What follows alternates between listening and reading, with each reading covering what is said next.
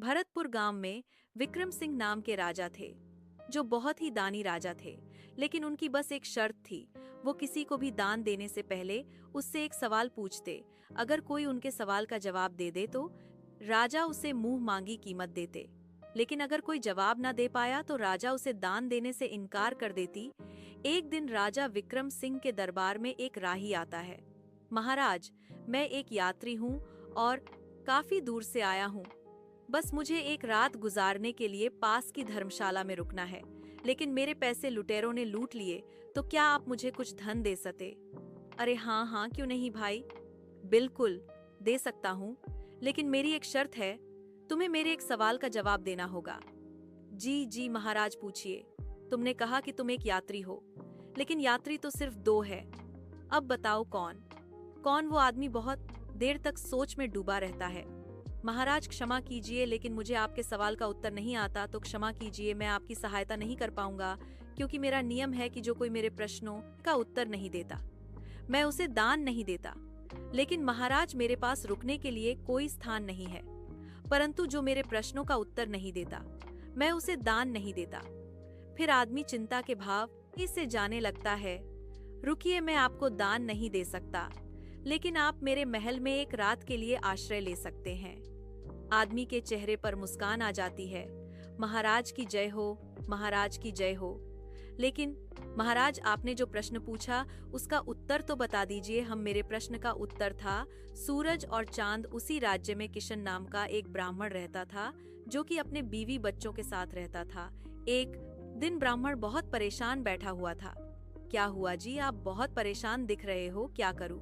भाग्यवान, हमारी बेटी के ब्याह की तिथि नजदीक है, लेकिन अभी तक पैसों का बंदोबस्त नहीं हुआ है, तो परेशान ना हो तो क्या करूं?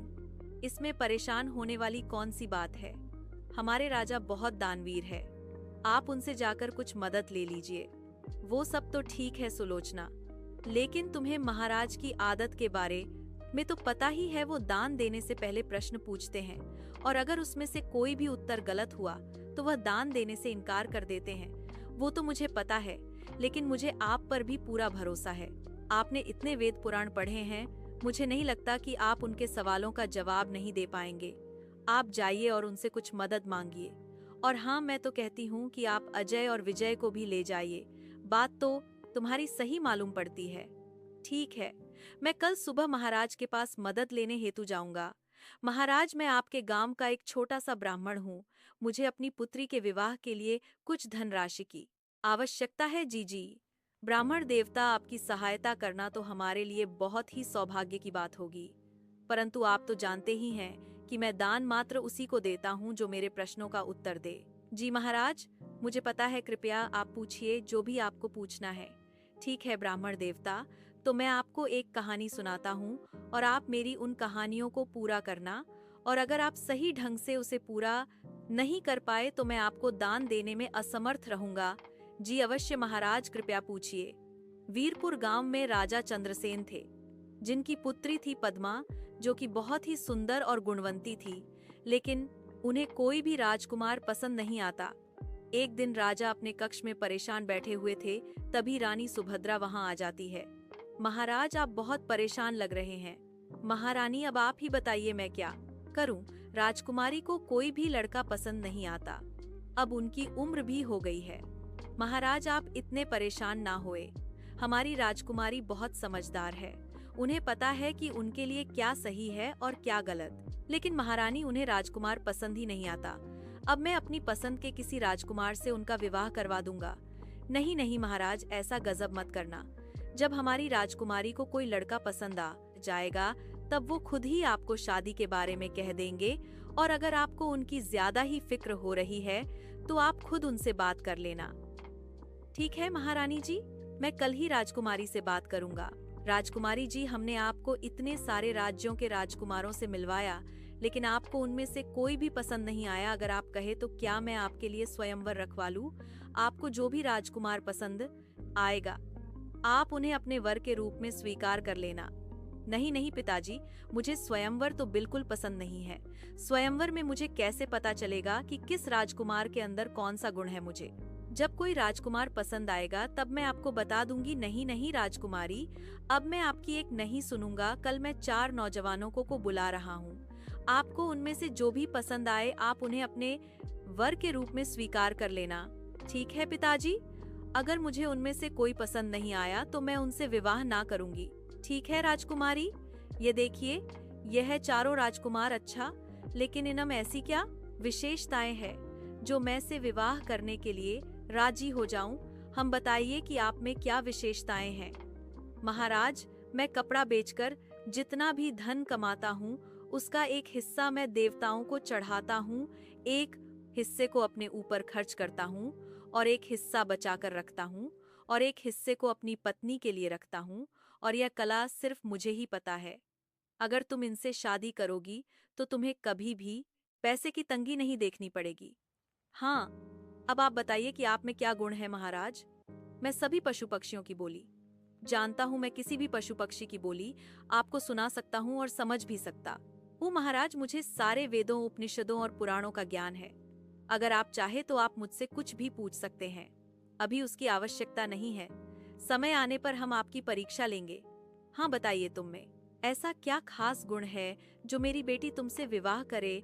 महाराज, पशुओं की आवाज निकालना कोई बड़ी बात नहीं, और वेद उपनिषदों का ज्ञान भी बहुतों के पास होता है, और पैसों को कैसे और कहाँ खर्च करना है यह भी बहुत सारे लोग जानते हैं, लेकिन जो मुझ में विशेषता है वह बहुत कम लोगों में देखने को मिलती है। मैं शब्द भेदी बाण चलाना जानता हूँ और मेरा निशाना बिल्कुल सटीक लगता है।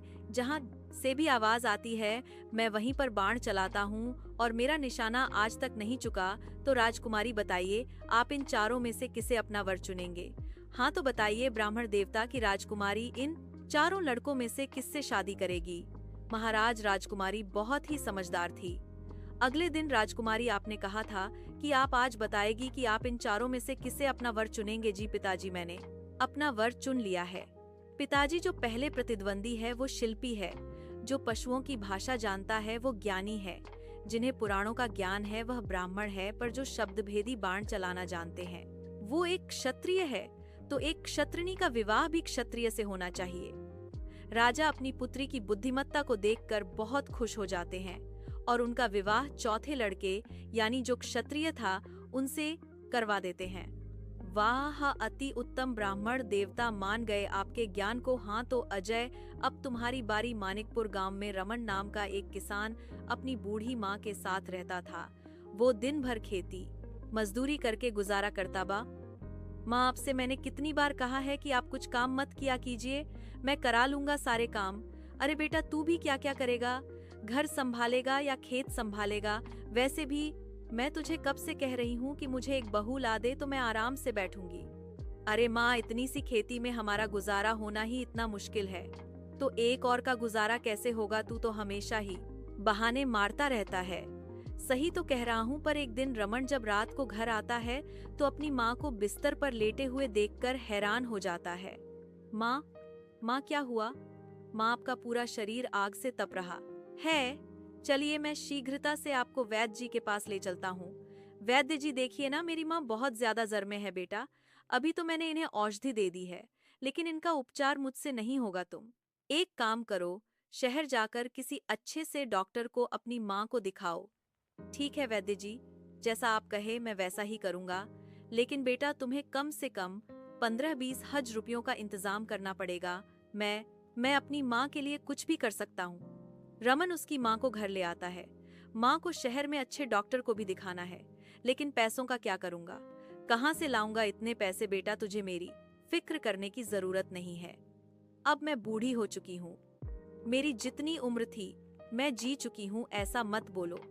माँ, मैं अभी सेठ दयाराम से कुछ पैसे उधार लेकर आता हूँ, उन्हें बाद में चुका दूंगा। वैसे भी वह पिताजी के बहुत अच्छे मित्र थे, हो ना हो वो हमारी सहायता अवश्य करेंगे। लेकिन बेटा, पूरा गांव जानता है कि वो कितने कंजूस और लालची हैं, उनसे पैसा निकलवाना बहुत टेढ़ी खीर रहेगी। माँ, मेरे लिए इस पूरे संसार में आपसे बढ़कर और कोई नहीं, और इस वक्त उनके अलावा मेरी सहायता और कोई भी नहीं कर सकता, इसलिए मैं जा रहा हूँ। रमन जल्दी से सेठ दयाराम के पास पहुँच जाता है। सेठ जी, मुझे शून्य रब की आवश्यकता थी। मेरी माँ बहुत बीमार है और वैद्य जी ने कहा है कि उन्हें शहर में किसी अच्छे डॉक्टर को दिखाने की आवश्यकता है। क्या क्या क्या, शून्य कसम चिल्लर की। मैंने इतने रुपए तो एक साथ खुद भी खर्च ना किए होंगे और तू एक मामूली सा छो रहा है।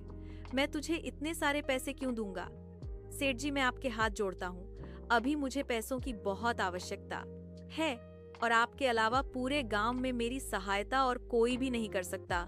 जी, अरे तो तू मुझे कंगाल करने पर ही तुला है। अरे मैंने तुझे कह तो दिया अब जा यहाँ से, लेकिन सेठ जी, आप मेरे पिताजी के बहुत अच्छे मित्र थे, इस नाते तो मेरी सहायता कीजिए। अच्छा ठीक है, मैं कर दूंगा मदद, लेकिन मेरी भी एक शर्त है।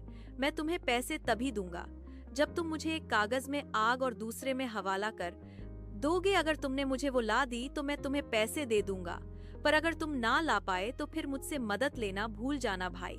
ठीक है सेठ जी। रमन दौड़ता हुआ अपने घर जाता है। क्या हुआ बेटा? क्या कहा? सेठ जी ने मना ही किया होगा। मुझे पता ही था कि वह सेठ एक नंबर का कंजूस है। नहीं नहीं माँ, सेठ जी ने पैसे देने के लिए हाँ कर दी है, परंतु उनकी एक शर्त है।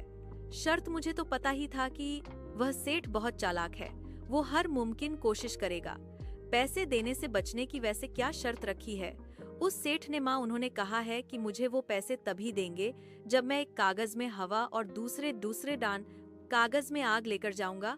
उस समय तो मैंने हाँ कर दी, लेकिन अब मेरी समझ में यह नहीं आ रहा है कि मैं उन्हें कागज में हवा और आग कैसे दूं। अरे तो मैं तुझे बताती हूँ। हाँ तो अजय, अब तुम मुझे बताओ कि रमन एक कागज में हवा और दूसरे कागज में आग कैसे लेकर जाएगा। अभी बताता हूँ। महाराज यशोदा एक कागज का पंखा बनाती है और रमन को दे देती है। जब तू इस कागज को हिलाए तो तुझे हवा मिलेगी। हवा तो ठीक है, लेकिन मैं कागज में आग कैसे लेकर जाऊंगा? अगर इस कागज में आग रखी तो यह तो पूरा ही जल जाएगा। रुक जा, उसका भी इलाज है मेरे पास। फिर यशोदा जल्दी से कागज का कंडी बनाकर रमन को दे देती है। यह ले रमन, इस कंदील में तू आग भरकर ले जा सकता है। रमन बहुत ही खुश होकर दयाराम के पास पहुंच जाता है। अरे तुम अभी तो गए थे और इतनी जल्दी वापस कैसे आ गए? अरे सेठ जी, आपको आपका उपहार देने के लिए आया हूँ। ये लीजिए। इस कागज में बहुत ही ठंडी ठंडी हवा भरी हुई है और इस कागज के कंडल में आप आग जला सकते हैं। यह सब। अरे सेठ जी, अब ज्यादा सक पकाए मत, आपको आपका उपहार मिल गया तो कम से कम अब तो मुझे शून्य की उधारी मिल सकती है ना। जितनी जल्दी हो सकेगा मैं लौटा दूंगा। सेठ को रमन को पैसे देनी पड़ती है। धन्यवाद सेठ जी, वाह जय वाह, मैं तुम्हारे उत्तर से बहुत प्रसन्न हूँ। तो अब विजय, तुम्हारी बारी। जी महाराज, पूछिए, आपको मुझसे क्या पूछना है? विजय, तुम हमारे राज्य में से 2 ऐसे आदमी ढूंढ के लाओ जिनमें से एक ने कभी झूठ नहीं बोला हो और दूसरे ने कभी सच नहीं बोला हो। ठीक है महाराज, आप मुझे आज शाम तक का समय दीजिए, मैं ऐसे आदमी को ढूंढ कर ले आऊंगा। ठीक है विजय एक आदमी को अपने साथ लेकर आता है। अरे विजय, मैंने तुम्हें 2 आदमियों को ढूंढ कर लाने के लिए कहा था, लेकिन तुम तो बस एक आदमी को लेकर आए हो महाराज। इस एक ही आदमी के अंदर दोनों गुण है। इसने ना कभी झूठ बोला ना कभी सच बोला, पर वो हो कैसे? क्योंकि महाराज यह आदमी बोल ही नहीं सकता क्या? वाह विजय वाह, ब्राह्मण देवता, हम आपके और आपके दोनों बेटों के जवाब से बहुत प्रसन्न हैं। इसलिए मैं आपकी बेटी की शादी अपनी तरफ से करवाना चाहता हूँ। दोनों बेटे बहुत खुश हो जाते हैं क्या?